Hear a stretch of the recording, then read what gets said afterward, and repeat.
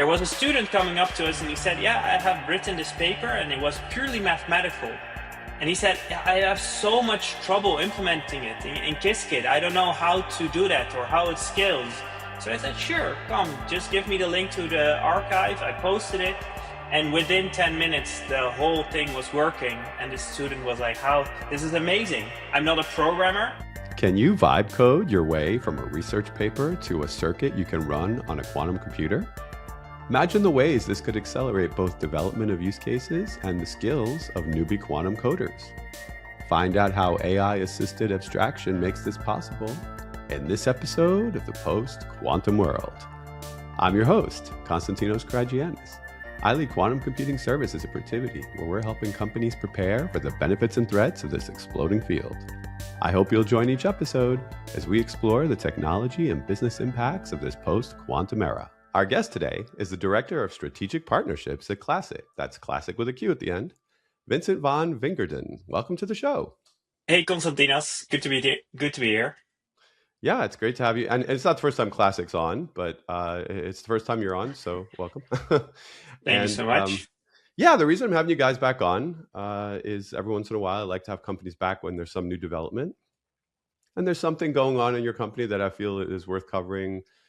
We can do a little background of what Classiq does, but basically today we're going to be dipping into this concept of quantum vibe coding, basically, if you want to call it that. I mean, yeah, it's not fully accurate representation, but we'll get to that. So before we dive into all that fun, if you just want to give a high level of what Classiq does and what the platform is all about. Sure. Yeah, sounds good. So Classiq is a platform that enables people to program quantum computers at a high level. So typically when you're programming quantum computers, you really have to keep in mind the hardware architecture that you're programming for and really do things at a gate level. So you're programming gates or static blocks. And that can be very challenging if you want to scale up, or maybe you want to switch modalities and still be efficient. And so the solution we have for that is basically, instead of coding specifically how you implement things, you code what you want to implement, which seems very natural in the classical programming world. Like in Python, you're not specifying how gate level operations are happening, which would be impossible. So why are we doing that in quantum? So that is the idea. And basically, we allow users to program at this higher level of abstraction, so they do not need to worry about gate-based implementations. And what our platform then offers is both this high-level language, but also a compiler that translates this high-level language into gate-based implementation. And one of the interesting things is that this is not a one-to-one translation. So in the compilation step, you actually specify the type of hardware that you want to run on, and also what your optimization is. So what is an optimal program for you? Would that be minimizing the number of CX gates? Or would that be minimizing the depth of the total circuit? Or do you have any other optimization targets? And with that in mind, we compile the high-level program into a gate-based circuit.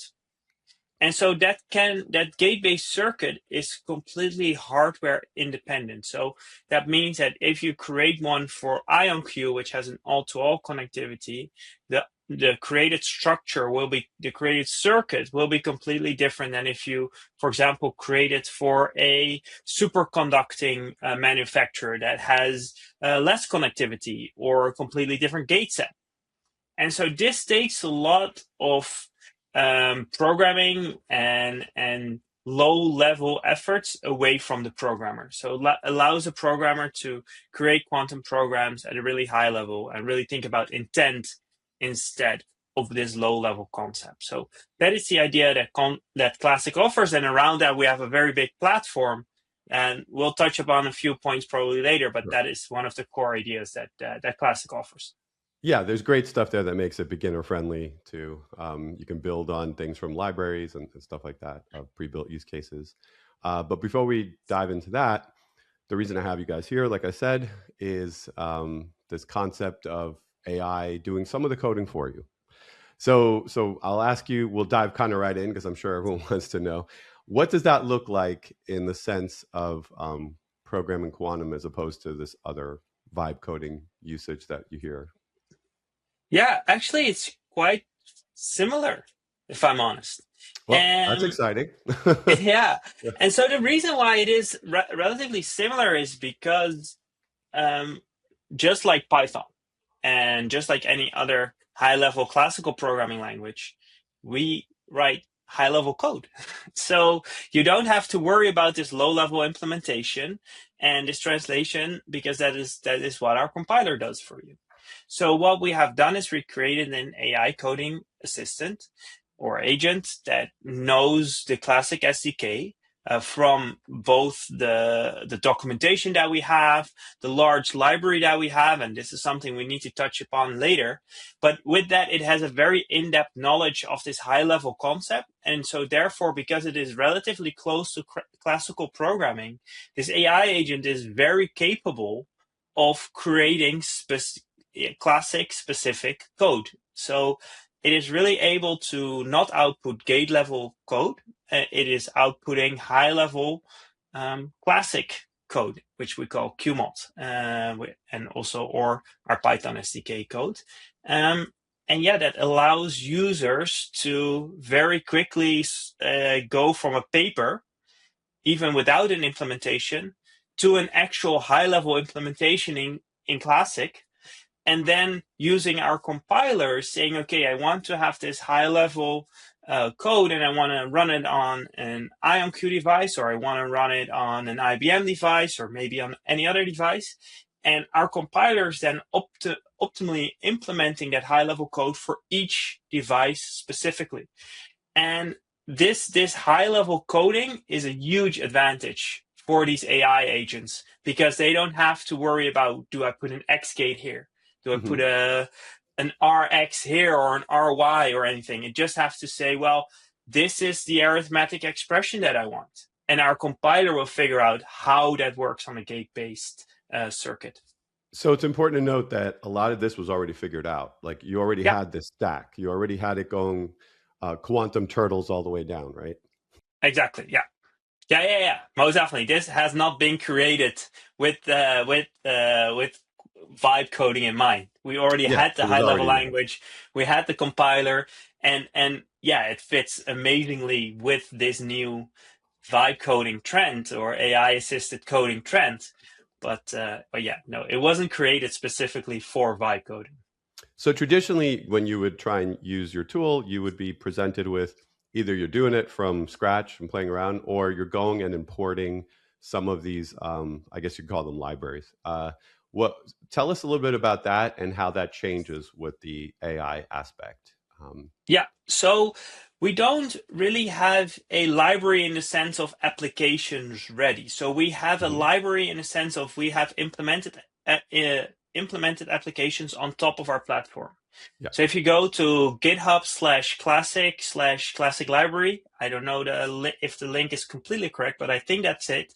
You will have a huge list of implementations of bare algorithms. So from Shor to Grover, Hmm. DQI, all types of algorithms implemented in our SDK, but also applications. So for example, QP for molecules, or network optimization using QAOA, or Grover search, you name it.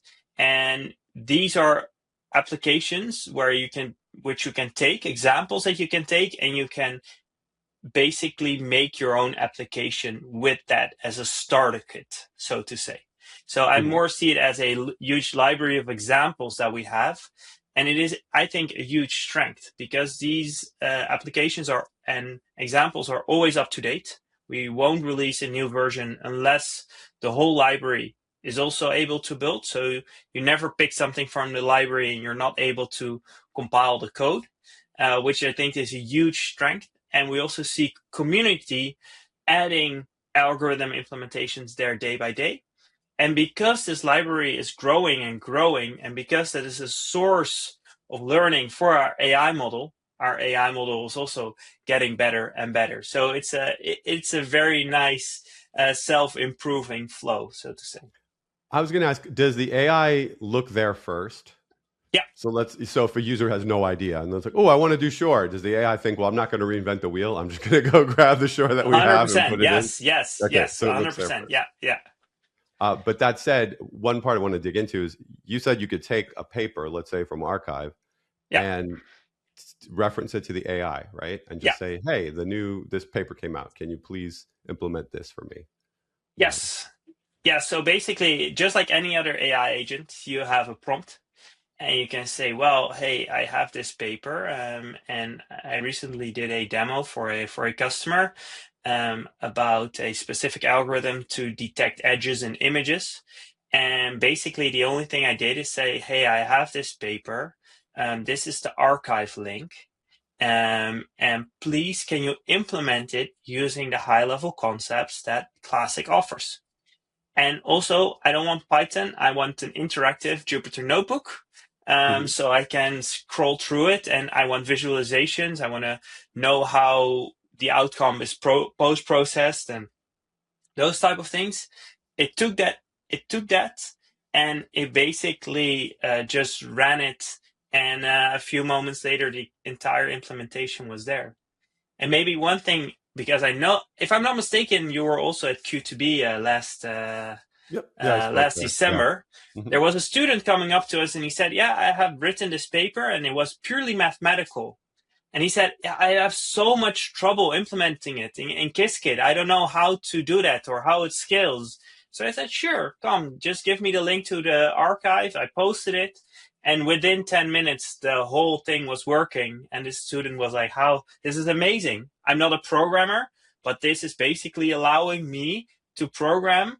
And because the language is high level, because it's not a gate-based implementation, he also understood what is happening, because it's not like a gate based, here are some gates. No, it actually says like, this is where I do specific arithmetics, this is where I do control, this is, all these things are explained at a high level, implemented at a high level. So I think it's a wonderful development that we're having. So AI is traditionally prone to some errors. Yeah. Um, how do you handle that? Like, how do you handle hallucinations or anything like that? And then, even if it didn't hallucinate, let's say it just got something kind of wrong. How do you handle like an error correction or self correction? I guess we should say. Yeah, I think I still truly believe that you cannot do these things without understanding a little bit of what you're doing.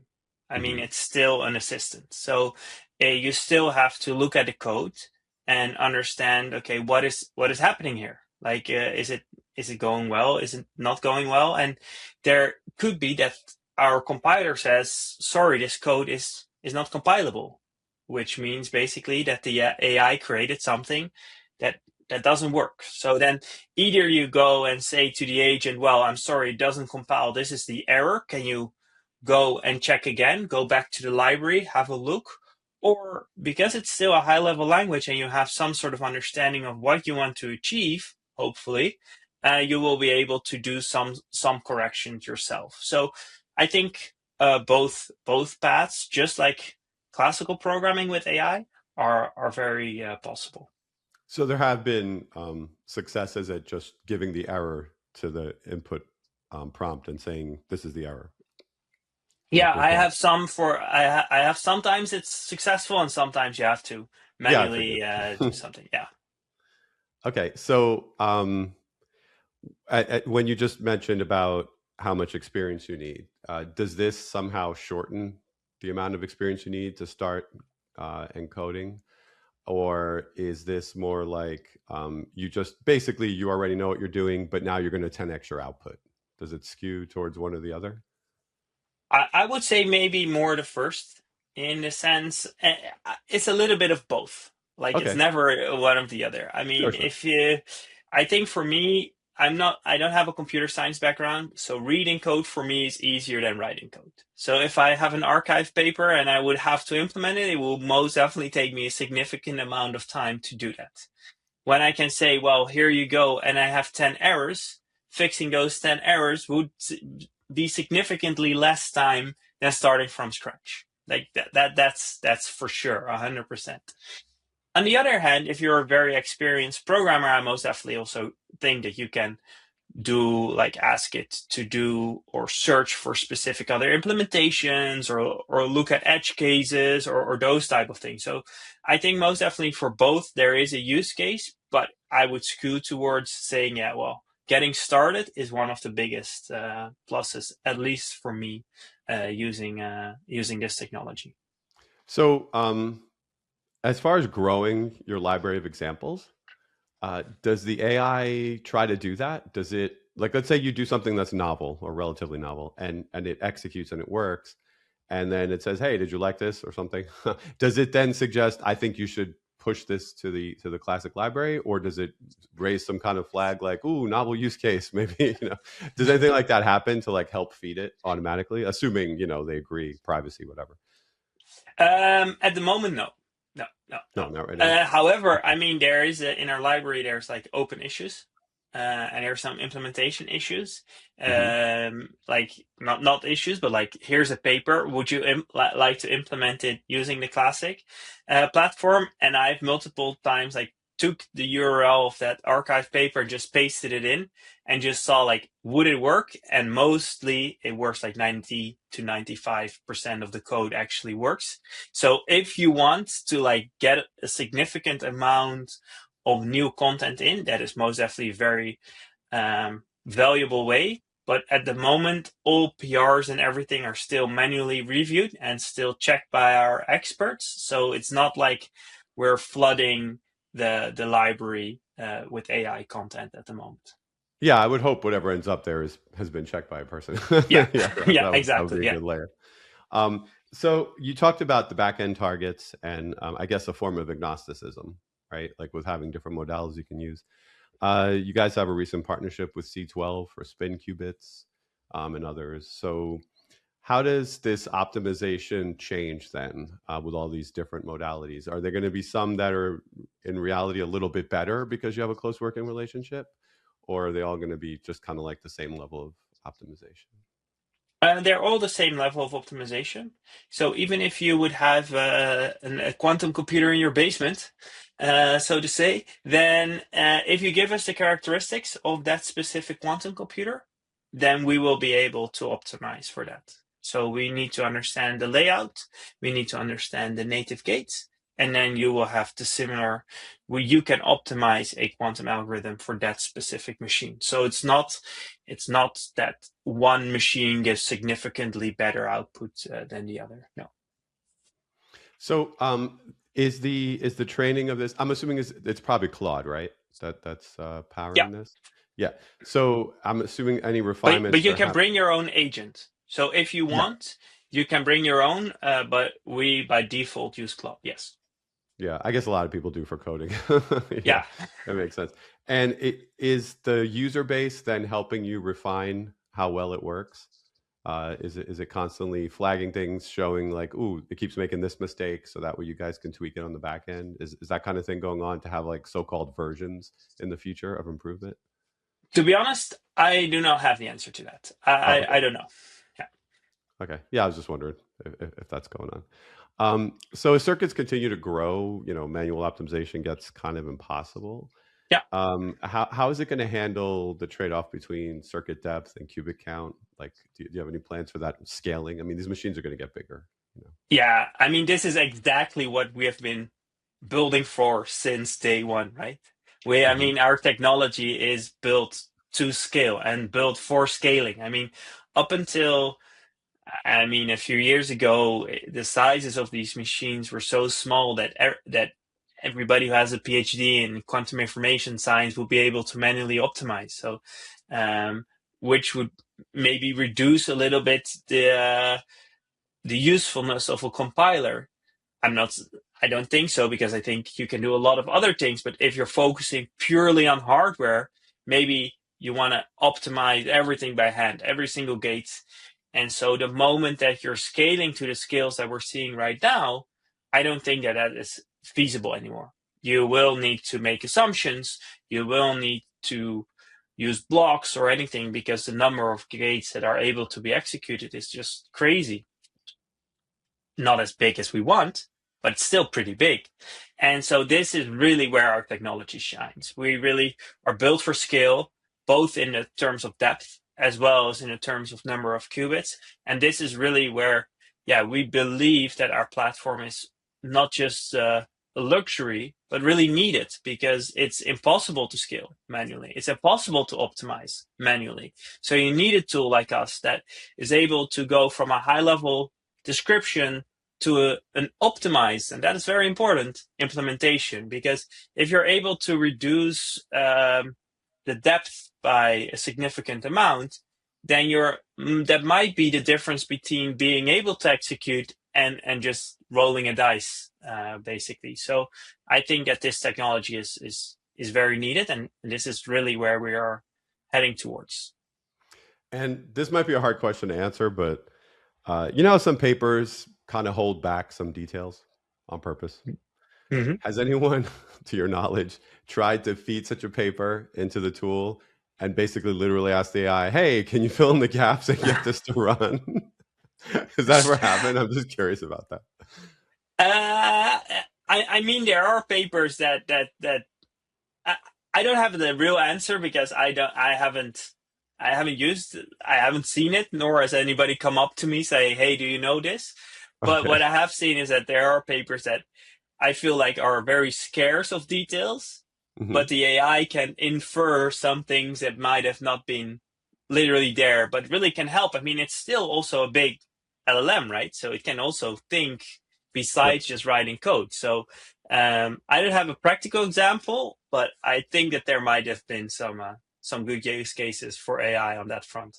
Okay. I don't take responsibility for this, but I might have just created a new pastime for your platform where people just go and try and do that. Sounds fun. I mean, I kind of want to do it. Yeah. So let's make this concrete for a sec. Give a recent use case, maybe, if you can give us an example. I know there was that network routing resilience one. Could you maybe talk just like a little bit about that high level, and if the AI aspect came into play in making it run better? Yeah, that's a good question. So the use case that you're referring to is a collaboration that we did together with Comcast. We wrote a paper together with them, and then we also worked together with AMD on that.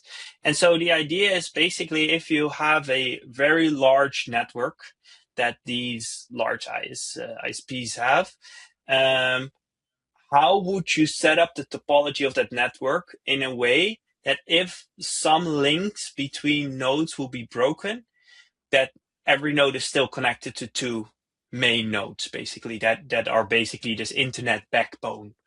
So that was a goal. How do we figure out such a thing? How do we optimize that using graph theory? And in the quantum world, we wanted to solve that using QAOA. The thing with implementing QAOA with Classiq it is very straightforward.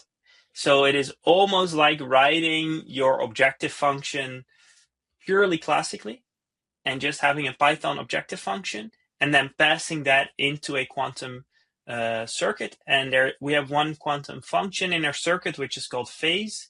And so you pass that Pythonic objection function into phase, and it is able to construct the ansatz for you that will make up your QAOA circuit. So in this case, as far as I know, AI wasn't used, but I do know there is more than enough examples where AI was used to get started, and then basically start building on that manually.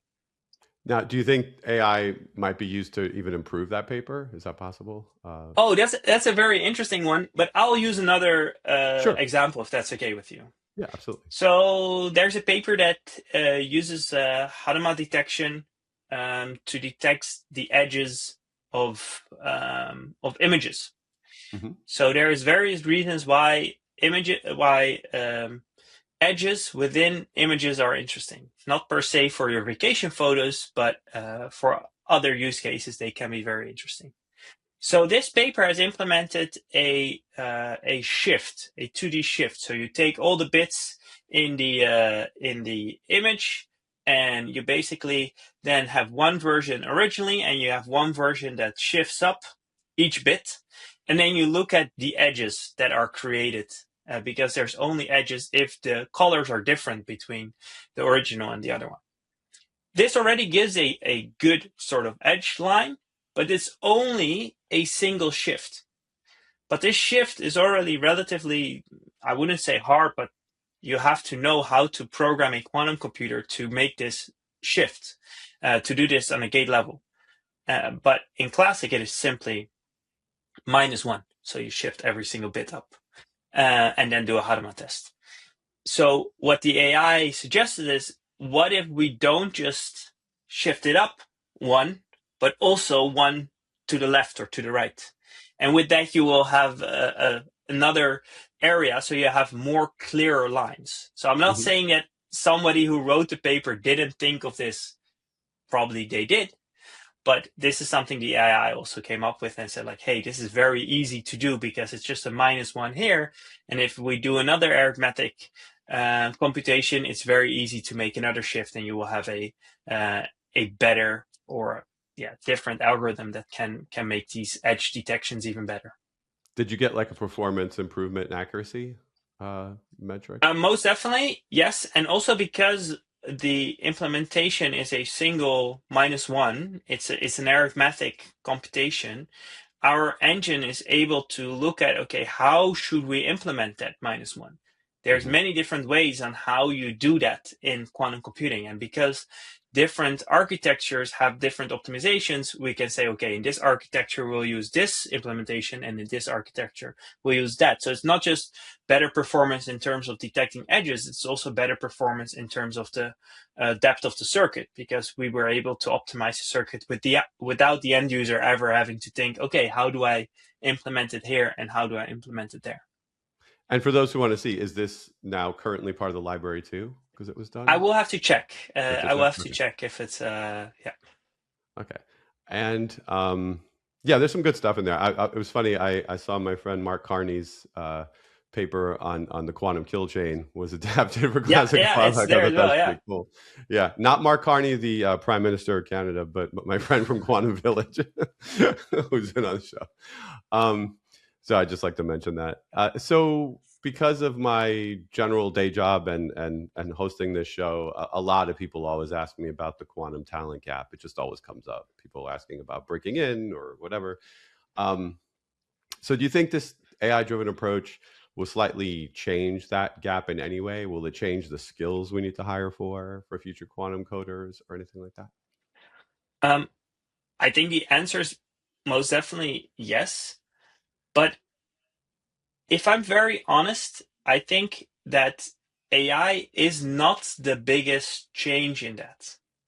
And the reason I'm saying that is, let's say you are not a quantum expert. So you don't have a PhD in quantum information science, but you do have an AI that is able to program gate level coding. So you say, okay, I feed it this paper and I'm getting a gate-based implementation, which works. Let's assume no errors. It works. Well, let's assume one error. Are you able to detect that error yourself? Like, are you able to still look at the code and say, well, if it's very low level code, you probably won't be able to do it. So does that lower the entry barrier? I would say I'm not sure, to be honest, because if it produces codes that you don't understand, I don't really think that you are a coder. And this is nothing against people using AI coding. It's amazing. I use it as well. But you have to understand the output to fully use the tool. At least that's my impression at the moment. Maybe this will change in the future. So I think that is very different when you're using Classiq, because once using Classiq, you're probably able to quicker understand the output of the AI model, because it is not gate level coding, but because it is this high level code that is very much, I believe, a lot easier to understand than if you're using gate-based coding. So with that, I think that the barrier of entry is more drastically reduced by having a higher level language than the AI in this case. Yeah, that's a realistic level set for people who are looking to use this. And before I let you explain to listeners how they can try out the platform, I do have one last question for you.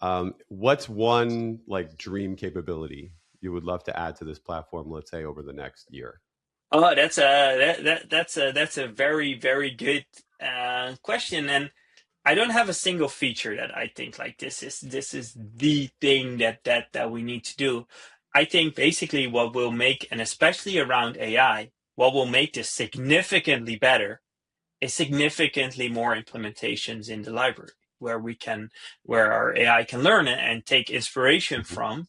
And with that, probably our AI would get even better. I already think it's very good, but making it better is most definitely a goal. And I think that your your AI is better with the training data. So if the training data is better, bigger, and bolder, then probably the AI is better as well. So for me, maybe I'll pick just more very high quality content in the library, so we can leverage that in the AI agent. Oh, that's fair. And we're going to have a link in the show notes to your company's site. But is there any info you want to pass along about what users could expect for signing up and giving it a try? At the moment, I think if you go to platform.classiq.io, you're able to sign up, and then I think we will reach out to you some way or the other to tell you how your account can be activated. Okay, that sounds pretty simple. So yeah, thanks for making this realistic. I hope people keep sharing to make that library grow and let the AI Yeah. learn more and replace us all. That's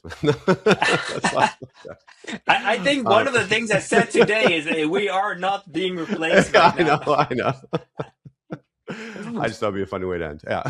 No, thanks so much, Vince. It was really great to have you on. You're very welcome. Thank you so much for having me. That does it for this episode. Thanks to Vincent for joining to discuss Classiq. And thank you for listening. If you enjoyed the show, please subscribe to Protivity's The Post Quantum World, and maybe leave a review to help others find us. Be sure to follow me on all socials at Constant Hacker. That's Constant with a K, Hacker. You'll find links there to what we're doing in quantum computing services at Protivity. You can also DM me questions or suggestions for what you'd like to hear on the show. For more information on our quantum services, check out Protivity.com or follow Protivity Tech on X and LinkedIn. Until next time, be kind and stay quantum curious.